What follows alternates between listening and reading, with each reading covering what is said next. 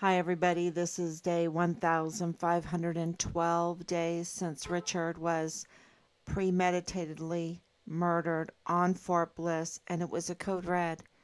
It was an order. It was an order that came down, and they murdered him. What was the motive? Because he was reporting. He was not only reporting, um, he was exposing their criminal network. And he was turning in evidence. He was turning in evidence. If you want any proof of that, just go to any law enforcement in El Paso. Go to Joe Spencer. Go to Bill Hicks. Go to Felix Valenzuela. Go to uh, you know and just drop Richard's name. Drop his name.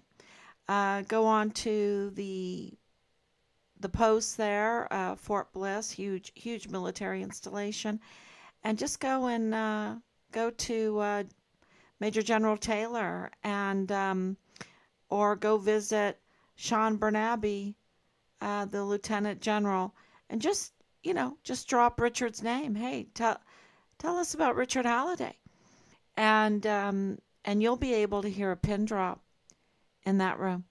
You'll be able to hear a pin drop. Um, Richard absolutely was whistleblowing.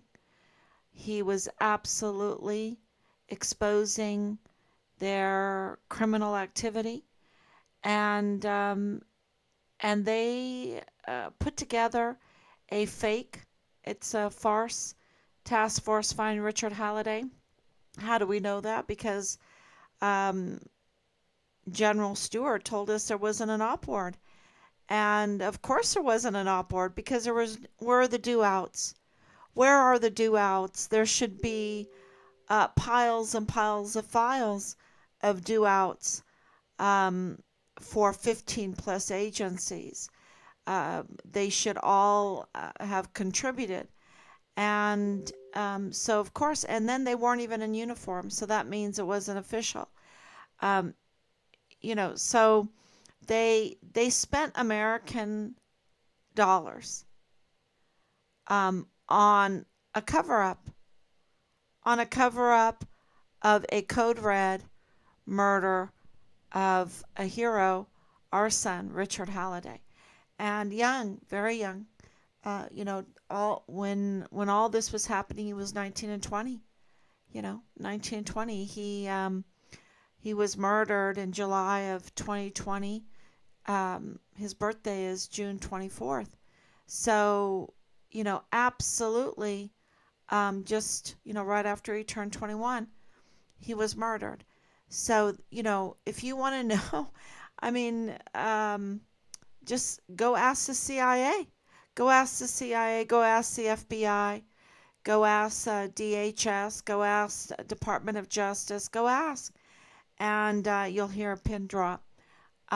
Richard's case is huge. We never, we had no idea.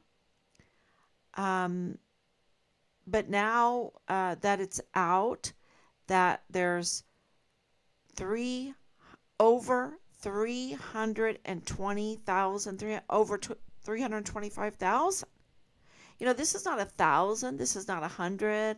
This is not 2,000. This is not 10,000. This is not 50,000. It's not 80,000. It's not 150,000. You're talking about over 325,000 unaccompanied children that are unaccounted for. Okay, so they come over, they house them, they they count them, of course, because they get the money, right? They have to count the beans, um, and they count these unaccompanied children, and they created this big, huge acres and acres of white tents and everything complex on Fort Bliss called the Emergency Intake Center, and hundreds of thousands of children um, used and abused. And who was saying so? D.E.S. Thomas Kane. C.Y.S. And these, these people aren't heroes. C.Y.S. and Ogle, they they didn't say anything. We know what we know, because of 4 years of investigation, not because they cared about the children. They absolutely got caught saying how terrible it was. How terrible. And the thing is when you're the director of emergency services, when you are the director of child youth services on Fort Bliss, for Fort Bliss, it's your duty, the welfare of these children. And be it if they're migrants or not, right? It was their duty. And they were used and abused, and now they're mostly dead. That's what's being reported. They're mostly dead. That's not me saying it. It's heartbreaking. And that, for that extent, it just didn't, you just don't grab that out of the air and then, you know, put that on Fort Bliss and it happens, right? This is the work of, well, HRC, of course. You have to have the right people.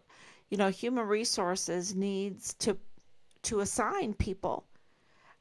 Who's going to be the head of the CID on Fort Bliss? Who's going to be in the office of this? Who's going to be CID agents? Because we got to have our people. Who is going to be accepted and be in charge of the FBI office there? Who's going to be the supervisory director? It has to be our people. Who's going to be in the IG? Right? Who's going to be in the IG? Who's going to be in the VA? Who's going to be CYS director? Who's going to be DES, director of emergency services? Who's going to be there at the border? And who's going to be at the Department of State in Juarez? Because this is an international case. Richard's case is an international case. Part of those that had to be brought in legally was Interpol, was the military from Mexico, was the government from Mexico. We were targeted from Mexico.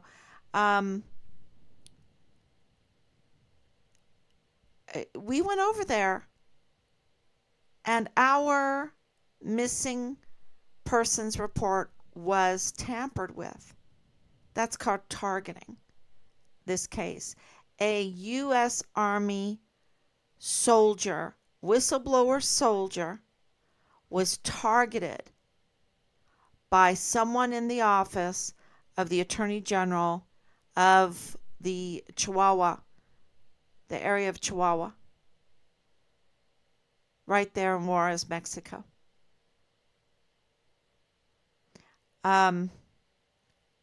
Our son's case was targeted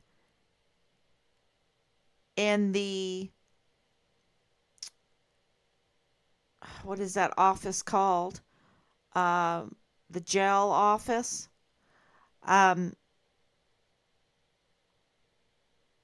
Illegally accessed and photographed Richard's file from a government computer. Now, when you ask law enforcement about Richard, you can hear a pin drop because anything they say can be used against them. And, and it's not all of them. But the thing is you have to know who's who, right? And so if you're an innocent bystander and you want to speak out and everything, but you're like, well, who do I speak to? The trust is broken. The system has been shattered. The trust is broken. No one knows where to report, who to trust, where to go to speak out. And yesterday was the hearing for Patrick Crusius, and it displayed the broken criminal justice system. It was on full display yesterday. And, since then, I mean, it seems like a week ago, or because so much is happening. And a journalist is exposing, accusing Judge Medrano and Joe Spencer of using the Patrick Crusius case to affect politics, to affect the election, um, to delay it, to not give it to Bill Hicks, right? I mean, the thing is that's crazy. I don't know if that reporter's not paying attention, but um, Bill Hicks is a usurper, right? But anyway, he's running for re-election, and the point that I think is important from this journalist is they're pointing out something that we've been made aware of, that Joe Spencer and Judge Medrano have politicized the Patrick Crusius case. It was on full display yesterday. Full display with the parading of Patrick Crusius. I mean, his due process rights were totally violated yesterday. Whether you like him or not, this is the thing with Richard. They were like, well, we don't like him, so we don't have to look for him. Wait a minute. He's a U.S. Army soldier. I don't care if you like my son or not. It is your duty. Look for him. But the thing is that they knew that he had already been murdered because it was a code red murder. It was an ordered murder. It was a takedown of a whistleblower. Takedown to silence. So, I'm going to lose my train of thought. I want to make sure that I'm on, that I can be heard.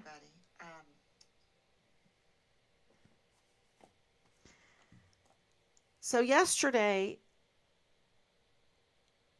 was really interesting because what we already have been made aware of.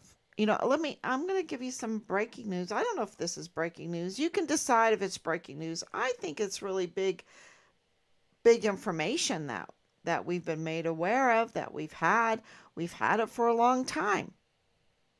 And, you can tell people, but they either don't believe it, they think maybe you have a tinfoil hat on or something, but we've been made aware of what this journalist is accusing Judge Medrano and Joe Spencer of. But of course, this has been going on a long time, and it's not just Joe Spencer and Judge Medrano. There's others, right? But it's the politicization of the Patrick Crusius, playing politics with that case to affect elections, to affect the politics in this country. And the journalist was saying that they don't want Bill Hicks to get it. They're trying to get Montoya in, give him the glory of solving the case or whatever, right? So they want to delay. And I don't think they're right, because I have this information, right? This other information that we put out yesterday. But what we did not put out, that this journalist brings up, that we feel like, okay, people might not know this, but we've been made aware that there are audio recordings of Judge Medrano and Joe Spencer politicizing this case. And the thing is those are public. Those are part of the case. And I don't know if journalists don't look, but they're absolutely, um, I'm going to look at my notes, uh, because there's three of these audio recordings that we've been made aware of. And I think the journalists can go and look them up. I think one is called Backroom Deal. The Backroom Deal with Judge Madrano and Joe Spencer. Um, to delay, to politicize, because if you delay, then you get more money, right? I mean, I don't know if that's why they did it. Maybe do you think that they want money? I don't know. I don't know if they want money. Um, they get a lot of money. The longer this goes on and on, it has to be funded. It's kind of like these wars. We need more money. We need more money. Like really. Um, to destroy cities and buildings, and to destroy what has already been paid for. I mean, didn't we, during that coup, didn't we send money there to build, in all these different countries, and then our roads are not getting the care that they should? Anyway, that's other politics. But um, and then we go and bomb them. Let's build this, let's build that, then we'll bomb it. Or whatever. I don't know. I heard a lot of complaints about that through the years, being an Army wife. So,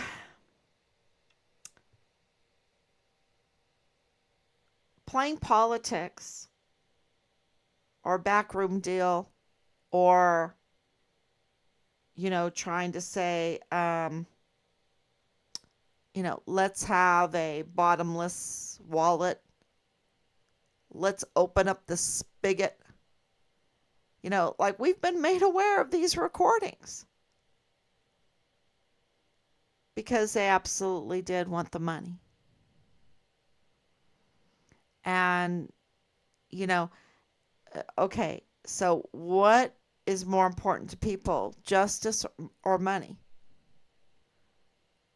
Freedom or money, justice and money, um, God and money. You can't serve both, right? You can't serve God and mammon. Um, so money is driving a lot of this. It's driving the criminal activity. It makes a lot of money, this criminal trafficking. And it would be really interesting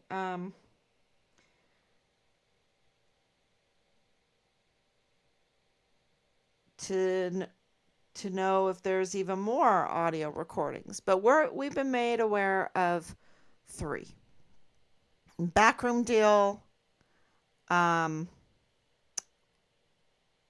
Open Spigot, and also one that confirms that Judge Madrano was willing to delay.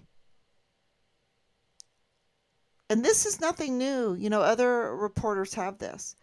Um, that Judge Madrano was willing to delay the Walmart mass shooting case, the Patrick Crusius case, for politics, to play politics.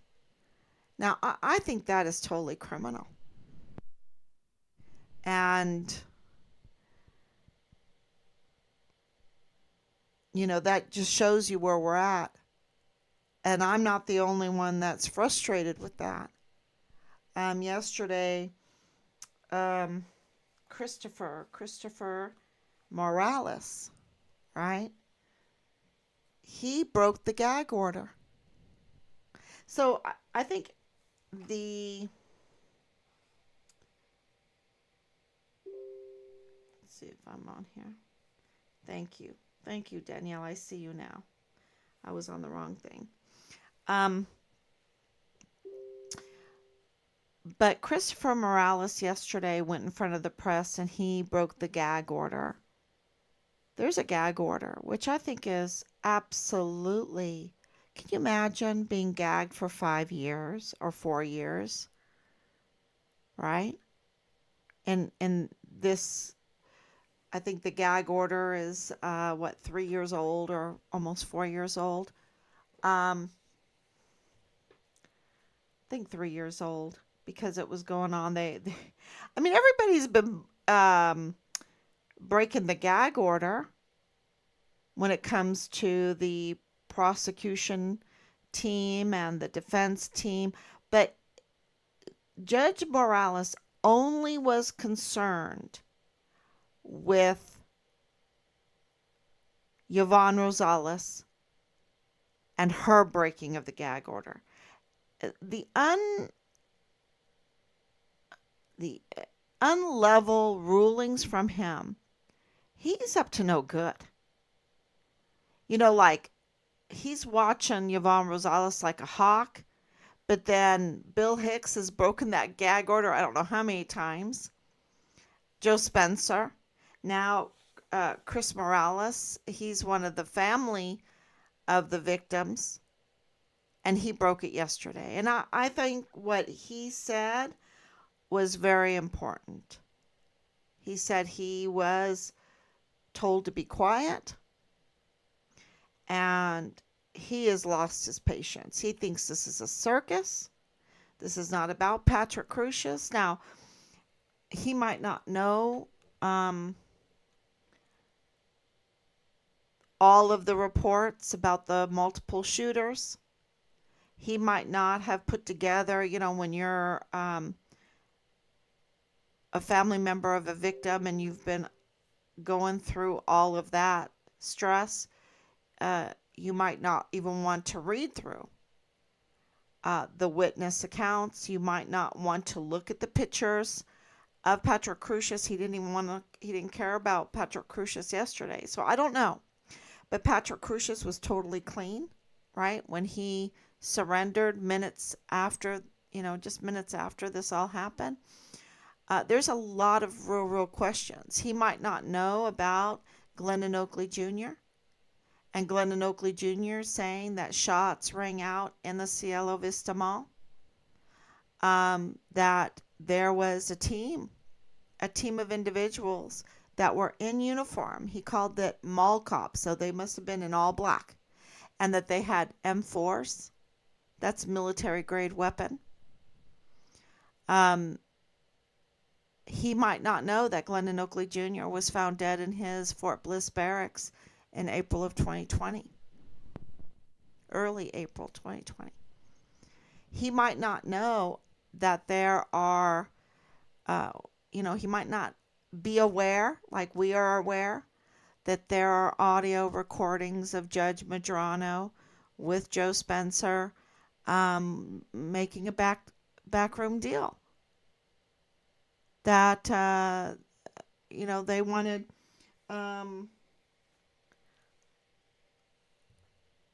the open spigot or the open checkbook.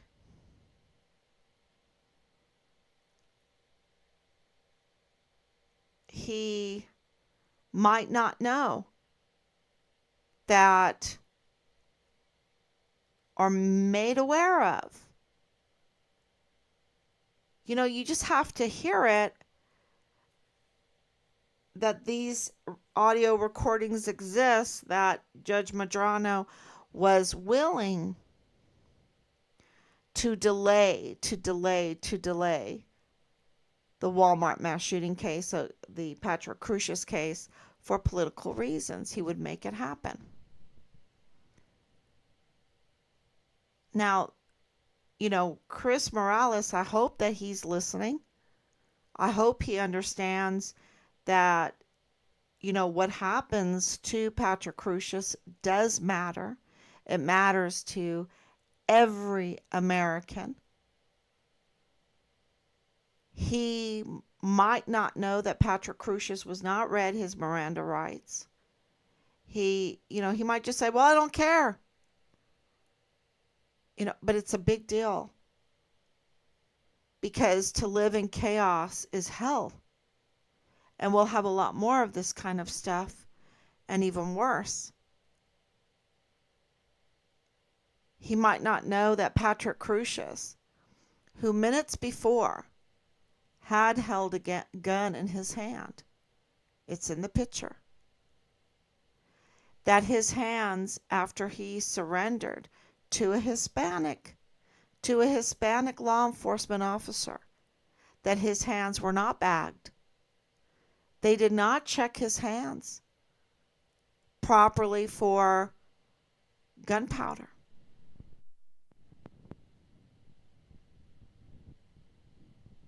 The irregularities in this case is stunning. Is really stunning. And when you saw Patrick Crusius yesterday and how they paraded him around and how they presented him, Joe Spencer is up to no good. To allow that and for the judge to allow that, I'm just wondering, is there other audios of backroom deals? Did they rehearse this to parade Patrick Crusius out? I'm just wondering because nobody that knows law, nobody that is defending the, El Pasoans and also a defendant would allow the media to come in and film Patrick Crusius looking the way he was looking. In orange and white striped jail suit with all the chains around his ankles, his waist, his wrists, wearing a bulletproof vest, having no emotion at all, no emotion. Is he even mentally understanding that he's facing the death penalty? There was no, those questions need to be answered.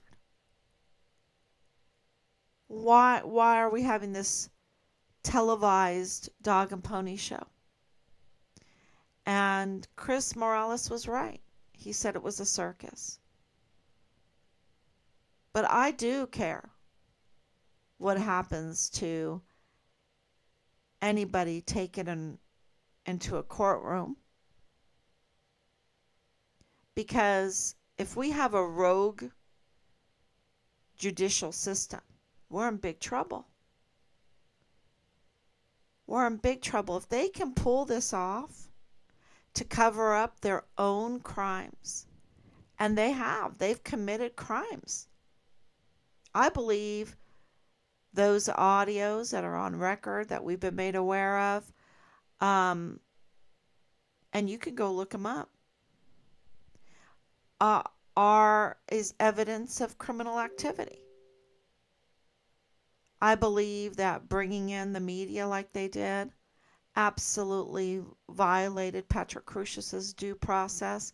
And, when it comes to a case where the defendant is facing the death penalty, we should have a judge running that case, that capital murder case, that death penalty case, that knows how to dot their I's and cross their T's when it comes to the law. And that's not Judge Medrano. He's absolutely violated Patrick Crusius's right. Maybe he knows that Patrick Crusius's case is already botched, because it is. Because Patrick Crusius, and this is something that Chris Morales might not know, that Patrick Crusius was taken to the El Paso criminal law magistrate court. He was magistrated under this illegal court. Why are they illegal? And Judge Medrano had a hand in that. He had a hand in appointing these individuals to sit on those benches. And you know, he's a judge. He should know the law. If we can find it out, he should absolutely know. And they absolutely know that when you have a court that is that powerful, and it is, and they love it, they love this power, right? The power to lord over, to rule over.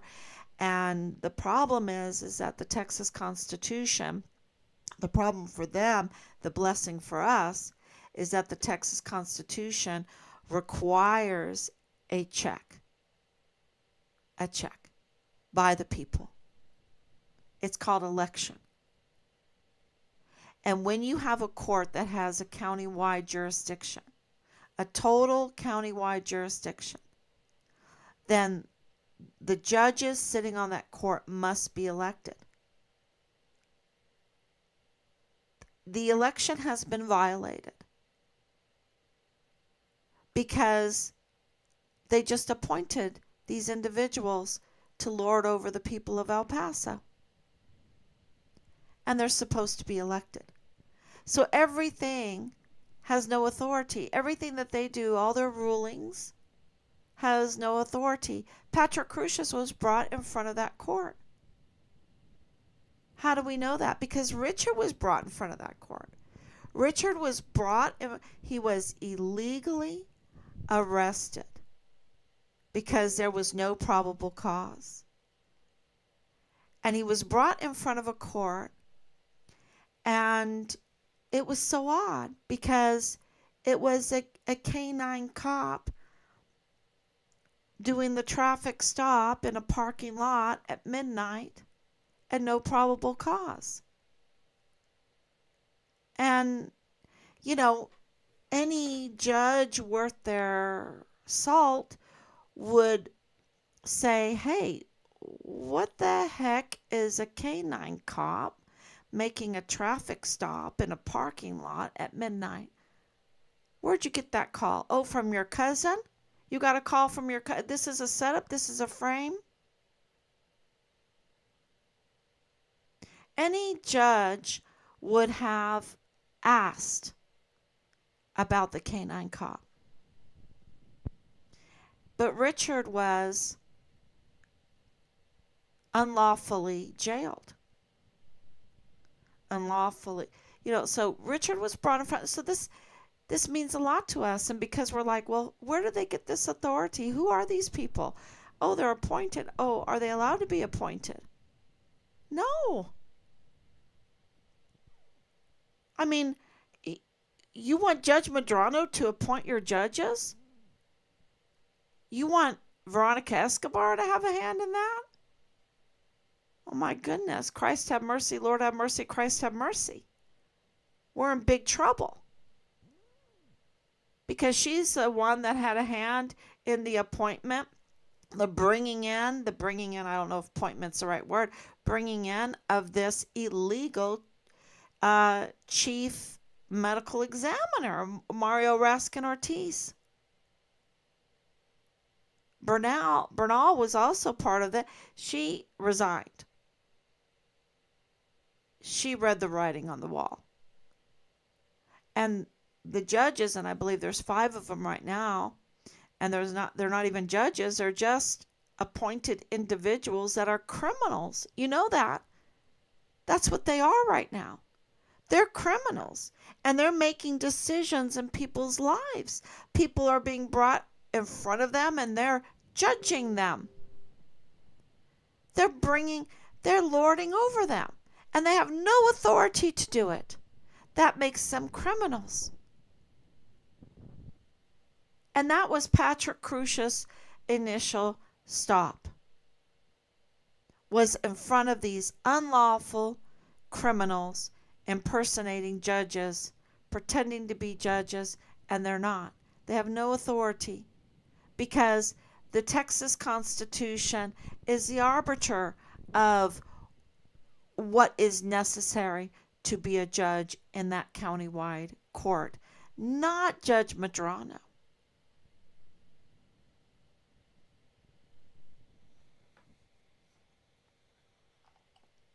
So I don't know if Chris Morales knows this, Chris Morales might not know we've been, we're very um, shadow banned and everything, but we have been, writing, writing a lot of people to let them know that Bill Hicks is a usurper of the 34th Judicial District Attorney's Office because he did not sign his statement of officer, his anti bribery statement. That is necessary also under the Texas Constitution before you take an oath of office.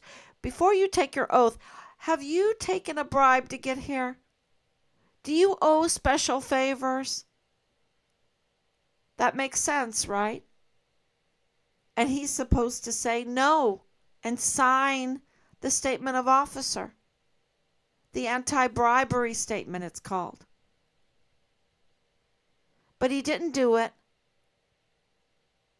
He didn't do it. He took the oath of office anyway. But you know what? Now the oath of office is void. It's void. And then, not only that, like a month later, more than a month later, um, he gets a call by the Secretary of State saying, we don't have your statement of officer on file. And then he tries to backdate. He gets caught wrongly. I mean, he very messy. He doesn't even fix the problem. But that means he tampered with official documents. So he's covering one crime over with another crime. He absolutely should not, he should be arrested.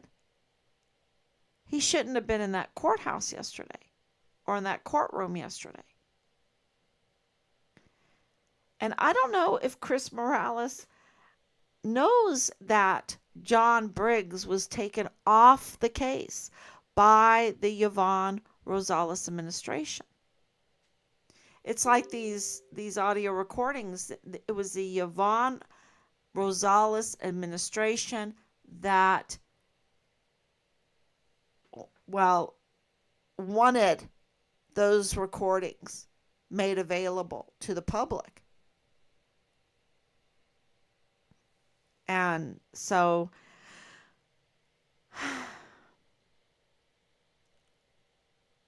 we'll see.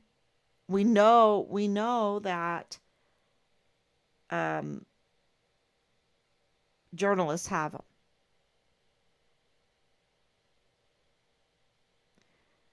So we've just been made aware of them. And it was the administration, the Yvonne Rosales administration that took John Briggs off of the Walmart case. And what did he do? He was insubordinate. He was insubordinate and deceptive, deceiving Yvonne Rosales, going into the chamber with Judge Medrano, keeping up appearances, pretending that he was still on the case, or acting like it, deceiving people that he was still on the case, deceiving Joe Spencer that he was still on the case. And he admits this it's page 8, in his lawsuit against the county of El Paso. I don't know if Chris Morales knows this, that the delay in the Patrick Crusius case is for politics, yes, but it's also because Bill Hicks has no authority to do anything else but to delay. He really has no authority.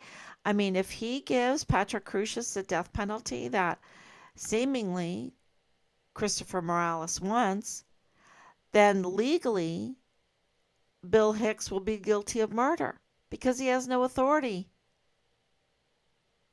He's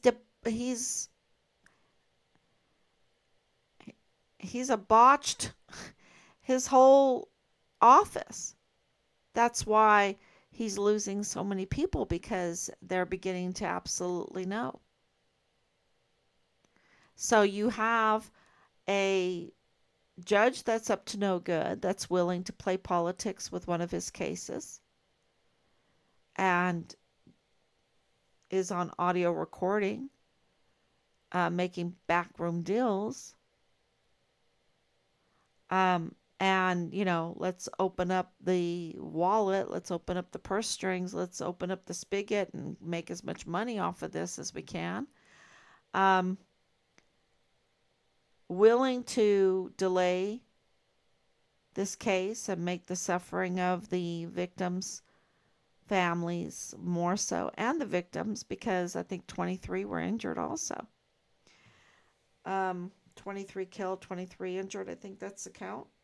Um, Let me look. So, what Christopher, I had so many notes today. So many notes. I tried to memorize all of this, but this is really important for everyone to know. Christopher Morales has now become a witness. A witness. And what do I mean by that? Well, listen to his media interview. It's very interesting because three people in his family, um, Rosa Barron, Rosemary Vega, I think Rosemary Vega is his mother, and then of course um, Melissa Sanchez. Sanchez. Let me see. It's in my notes. Um, anyway, Sanchez didn't make it. Let's see if I have it here. She's one of the victims, one of the 23. I believe that was his aunt. I believe so. Rose, Rosemary Vega, that's his mother. And he says she survived. She survived 2 shots to the chest. 2 shots to the chest. He might not know this, but that weapon that Patrick Crusius had in his hands, and these just minutes that he was in there, if he would have been the shooter to deliver those 2 shots to the chest, she wouldn't be alive. 2 shots to the chest. This is my husband's like, no way. It would have totally damaged her heart. Can't live without a heart. So he either has to clarify his statement, but forensically, he just admitted that there had to be a different weapon, there had to be a different shooter, and it corroborates this whole thing of Ernest Christopher Grant being shot twice in the abdomen. I mean, being shot twice in the abdomen, um, and then, walking through the Walmart all the way back to the Walmart to the auto center, then getting into a truck and driving all the way to a hospital, and then the very next day, fit enough to have interviews. El Paso Strong interviews the very next day and become the media sweetheart. Something is very wrong with that. And that's 2 shots to the abdomen. But 2 shots to the chest, forensically, and I'm not doubting these shots at all. I'm not doubting them. I'm saying, what gun did they come from? What kind of bullet were they? That's what I'm saying. And here we have another testimony that really questions the narrative that we've been all told happened in that Walmart on August 3rd, 2019. That totally challenges the narrative. Once again, with Ernest Christopher Grant. And, Christopher Morales needs to be very careful. I believe more people need to rally around him and speak up, break the gag order and speak up.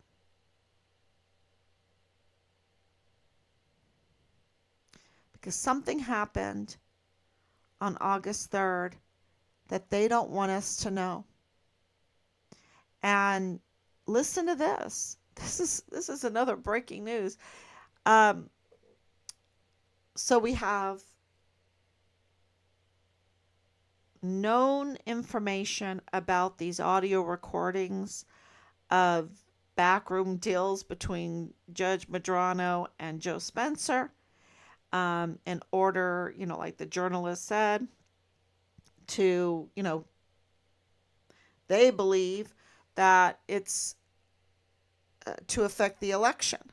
We know that the Walmart mass shooting itself was quickly, in a day. Oh, it's this manifesto. Oh, it's MAGA. It's white supremacists. It's, this is what it is. Right? And right before an election. Right before an election. And you're like,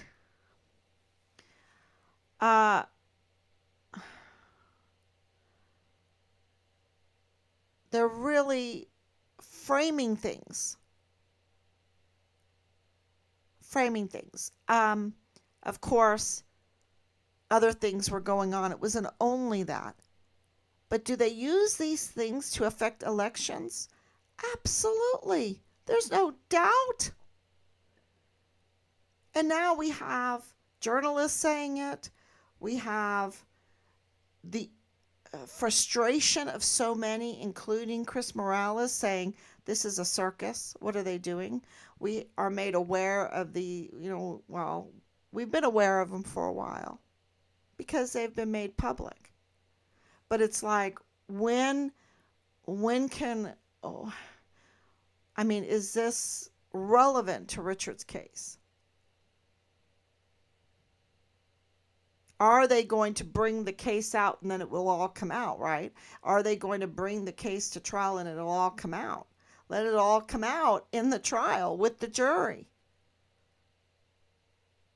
But you've got a botched prosecution and a criminal prosecution and a criminal defense. Because you have Felix Valenzuela up to no good with Leilani Hart. You have Joe Spencer up to no good with Judge Medrano. You have Bill Hicks, a usurper. You have John Briggs, criminal insubordination,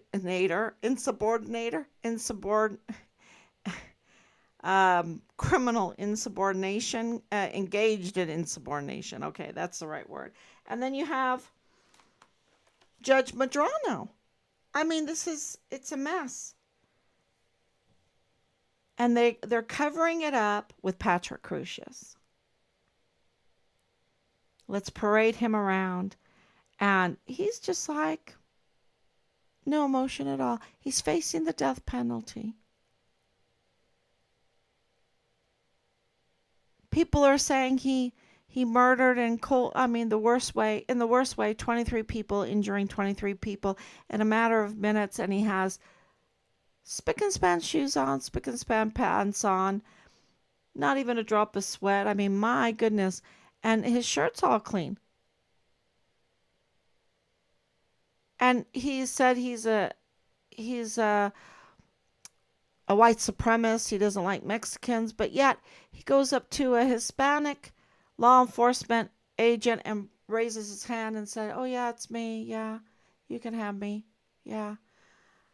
I just was in rage a couple minutes ago, but now I'm okay. I like you. I can be nice to you.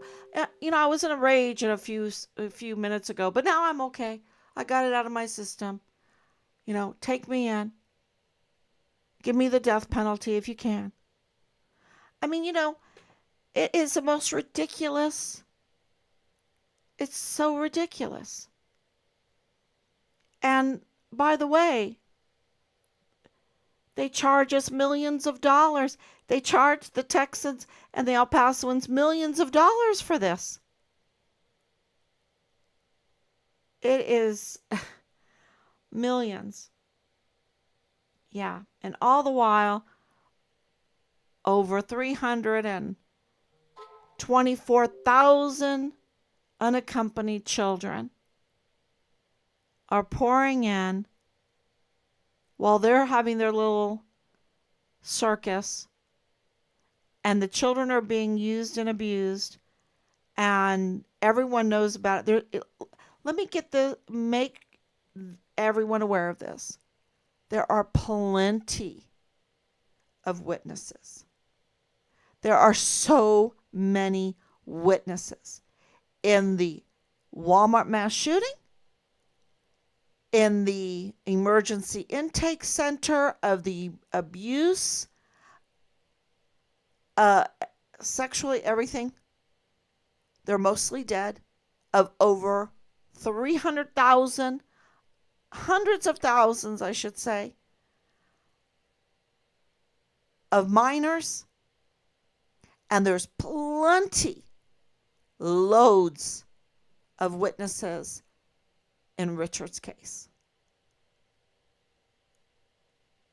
There are witnesses, y'all. And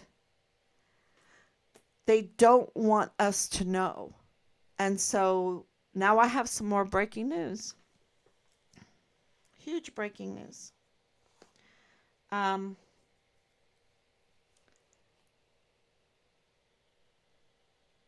On the Walmart mass shooting, there is a seal. And I think that is what Christopher Morales is also. I don't want to talk for him. But if you are a family of a victim, you would be frustrated, like we are, that there is a seal on Patrick Crush's case, on the Walmart mass shooting case. It's been sealed, the evidence. And in order for these people to get on with their lives, right? Because they need to. There's been a lawsuit against Walmart, right? There's a lawsuit against Walmart, and Walmart can't do anything about this lawsuit until they get the evidence, and that evidence has been sealed. So the victims, and this is, who I'm thinking about is the Anchondo baby. Because the Anchondo baby didn't, from what we know, didn't even get a dime from the El Paso Community Foundation. All those donations, not even a dime to the Anchondo baby. That Anchondo baby wasn't even considered in this whole thing, in our opinion. From what we know, and I'm talking from things we know that maybe the public doesn't know. It's pretty sad. But guess who sealed the case? It wasn't Judge Medrano. It was a judge. But it wasn't a judge. It was an imposter. It was Penny Hamilton. It was Penny Hamilton, who was on the El Paso Criminal Law Magistrate Court illegally. So an illegal imposter, a criminal, guess where she's working? She's working in the prosecution's office there in the 34th Judicial District Attorney's Office. She's working with the prosecution now. She retired. I don't know what she retired from because she was a criminal. She was illegal. She was had no authority. How do you describe a person that without any authority, is it like it's kind of like the stolen valor thing, right? They just say, "Oh yeah, I went to war," and they never went to war. "Oh yeah, I'm a hero," and they never went to they didn't do anything. "Oh yeah, um I can rule over you. I can sit on this bench. I can wear the robe." But really, she couldn't. She had no authority. And I'm not breaking news that she doesn't know. We've notified. We've notified them. And where is her public statement? Where is Bill Hicks's public statement? Where are they clarifying what we've been saying, what we've been reporting? You can hear a pin drop. Because if they do acknowledge it, they have to acknowledge Richard. And you can hear a pin drop. But Penny Hamilton, who was illegally sitting on the bench at the magistrate court, and she was in charge of the magistrate court, okay, sealed the Patrick Crusius case. And therefore blocking illegally, this is all illegal. So, okay, this is good news for all the victims' families. You need to speak up. You need to say, hey, give us the evidence. That seal on Patrick Crusius' case is illegal. It has no authority because it was given by an individual that had no authority. Like it would be like me saying, seal the case. Who are you? I don't have the authority to do it. Neither did Penny Hamilton. And we have been given information that Penny Hamilton also ruled on things in Richard's case. And she had no authority to do it. None. And this just tells you how connected. It shows, it confirms how connected, not just through Bliss Avenue and Rosa Maria Valdez Garcia targeting our son's case, our family, being connected to Leilani Hart targeting us, being the mother of, well, she's a convicted criminal, and being the mother of Richard's platoon leader, Dallas Hart, who is a prime suspect in the murder of our son. Also, Rosa Maria being connected to KTSM through Danae Katzen and Jonathan Ambrose. And then you see KTSM coming out with this Christopher Morales information, which is super important because he's saying his mother survived 2 shots to the chest.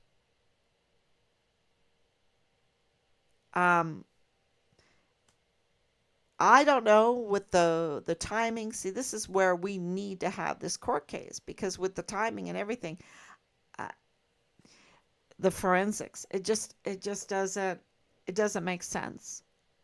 It needs to be explained to the people. Doesn't Walmart have the security cameras? Yes. Walmart has, but there's a seal on the case, right? Maybe we should notify Walmart that the seal is illegal, that there's no authority.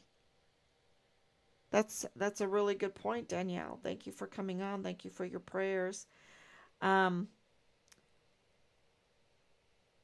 so I'm trying to see if there's any other information we have a lot of information, y'all, and um, we just want to confirm it uh, in many different ways before we let you know, because more and more people are coming out. They're giving us information um, on, even older suspects in this case, that they've been on our suspect list for a long time. That all that information is coming out. More and more people are coming forward, law enforcement, um, and we have absolutely um, can confirm that more federal agents are on this case and looking into the Glennon Oakley case. So uh, there is absolutely evidence everywhere that there is ongoing active state and federal investigations of things that we've been reporting for a long time, over and over and over again. We just keep reporting until finally, they act, that they get it, because I don't even think they get it. And I think the other problem is because, in the paperwork for Richard, they admitted that what Richard was reporting was um, indeed right. But what they did point out was that they didn't believe it was systemic, right? They didn't believe, they just think, oh, this is just a one off, that it wasn't a systemic problem. And, so you have to have multiple people and constantly putting in the report so that they realize, and so that even the media can't deny that there is a systemic problem. And that's why we all have to be brave, and when we see something, we have to say something, and not just say something. We need to document it, and then we need to file it. We need to file and keep filing, and they'll come back. They'll come back and they'll say, oh, well, you didn't fill this out right, or you didn't say this, or you didn't give us this, or whatever. And then you just appeal it. You just keep filing.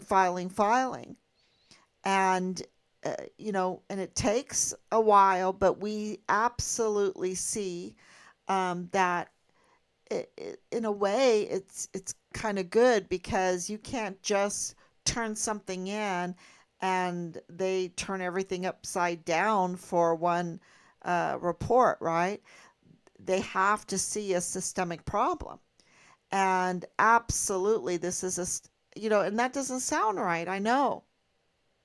But this is a creature of our system, and you have to keep reporting. And this is what we've learned over these years, is you just have to have very thick skin. You can't let them say things to you to take you off of your focus. You have to stay focused, and then you move forward. And we have done amazing things. First, we absolutely did not let them put Richard in cold case. We, in our reports, kept Richard out of cold case. And then we reported, and we got the Board of Inquiry. Now, that was a little shady. I'm going to be honest, because we should have been in on it with them. But we were allowed to give them loads and loads of evidence. We had more, but we gave them loads of evidence. And of course, it was so overwhelming that they declared Richard deceased. Then, of course, um, Major General Eisenhower wanted to do this like blow off kind of memorial for Richard. And we absolutely reported. We had to get letters, everything to keep that from happening, because they fought us on that. We had to fight in order to get Eisenhower not to sweep Richard's death, declaration of death, like in a quick, oh yeah, we remember Richard Holiday this day, boom, and that's it. Sweep it under, and that's it. And the end the case, which is not ended, because where are his remains? And we know that they have his remains because we know about Mexico and we also know about Fort Bliss. About Fort Bliss. And there are loads of things that need to be answered and investigated and answered, just answered because they already know. Where is our son's remains? And, we get all this stuff, okay, they dismembered him, okay, they did the acid thing, okay, they did the incinerator thing, okay. We want answers to that. Why do we have to be put through this hell? And Eisenhower just um, wanted to check his box. And it's not time to check a box yet. You got to do things right. So, and through all of this, because the Walmart mass shooting is such a part of Richard's case and vice versa, we have discovered information about both. And we gladly share it, but we want to make sure, like some of these individuals or some of the happenings that we're, is coming forward, um, unless we have it confirmed, like we don't have the recordings in our hand, but they're made public by the Yvonne Rosales administration. They're there. Anyone can look for them. And, is it in totality? Uh, you know, I don't think so. I don't think so. But it's enough to let the people know that Judge Madrano's up to no good, that Joe Spencer's up to no good, that John Briggs is up to no good, that Bill Hicks is up to no good. It's enough. There's so much out there that it's enough, with the open records and everything. They're scheming, oh gosh, they're double standards, they're everything. And the delay, the 5 years delay, and um, their non-answers. So, and I don't know if Chris Morales knows that Bill Hicks, he cannot do anything in the Patrick Crusius case without taking a huge, huge risk. And I don't think he has a personality to take a huge risk. But if he gives Patrick Crusius a death penalty, because he is not authorized to do so, that would be murder, and he could be charged with murder. So I don't know if Christopher Morales knows how complicated and simple, because they're just lawless, that this case is. So, but I think he would really benefit for knowing about Penny Hamilton. That that seal, and I'm sure he wants that seal off so that they could move forward with the Walmart, the suing of Walmart, right? Um, and uh, I'm just supposing there. I suppose they want it off. I think that's important to them. I don't know. But he was absolutely frustrated. And what really got us is him saying that his mother was shot twice in the chest. and live through it. That wasn't with that rifle. No way. She would never survive. So, yeah, I don't know. There's a lot of answers. I mean, a lot of questions that need to be answered. I want to thank all the individuals that are finally helping Richard Halliday and family, bringing justice for Richard and other victims. All evildoers need to be held accountable. Yeah, and it's service members. I mean, what a very happy day was just the other day when we were told, oh, by the way, we're looking into the death of Glennon Oakley Jr. We're like, hallelujah, hallelujah. That means they're connecting dots, right? They're actually connecting some dots. Um, so that was really good news for us. And I think if they figure out the case of Glennon Oakley Jr., if they figure out the case of the Walmart mass shooting, if they figure out, um, and I didn't mention this yesterday. It's been so busy. This iHeart Media, this iHeart Media is a big deal.